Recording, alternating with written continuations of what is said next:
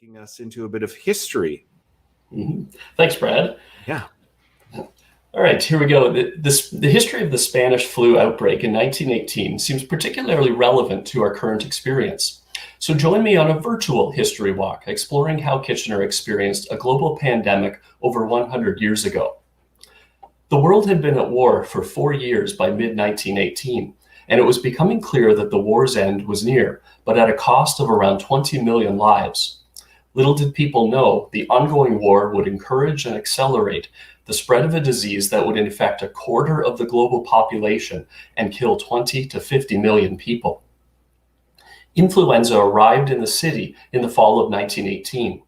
Kitchener newspapers optimistically declared the city, quote, free of contagious diseases in September, then declared the disease on the wane, even after the first 3 deaths in October. The first victims reflected the role travel played in the outbreak's spread, as influenza was brought to Kitchener by train. 2 of the first victims worked at the Station Hotel across Victoria Street from the train station. Hotel co-owner Maria Ruff and the hotel's bartender succumbed to the disease, signaling worse to come. 9 deaths in 6 days led the local medical board to order mass closures of schools, churches, and theaters to combat influenza spread. It also advised citizens against coughing and public spitting. However, influenza quickly took a massive toll on local citizens and the economy. The illness was unique in the victims to whom it proved most fatal. Ida and Theodore Grotjohn are illustrative of this pattern. The young couple lived in this home on Walter Street near KCI and died only 2 days apart. This flu strain disproportionately struck seemingly healthy people in their 20s, like the Grotjohns. The economy suffered as well, particularly the local rubber industry.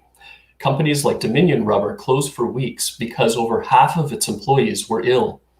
Local newspapers struggled to keep publishing. 75% of the Telegraph's employees were ill, so editions were printed by its rival News Record, which for its part struggled to deliver papers because half of its carriers were sick. As we see today, medical workers in 1918 rose to the challenge the crisis posed, but at times they were overwhelmed. Hundreds were cared for in KW Hospital and its isolation ward, the building at the left in this picture. One account says that, quote, the staff did valiant service and many of the nurses were afflicted with the disease as a result of their zealousness to render help. Indeed, Dr. Robert Folds of Elmira died after contracting the disease while treating area patients. Medical officials also used recently built isolation houses at the edge of town, today on Highland Road East, to treat the many local victims. These facilities helped reduce the disease's spread, but workers were often helpless to treat their patients. As one doctor said, quote, keep them in bed, prevent them from getting more exposure. That was all you could do.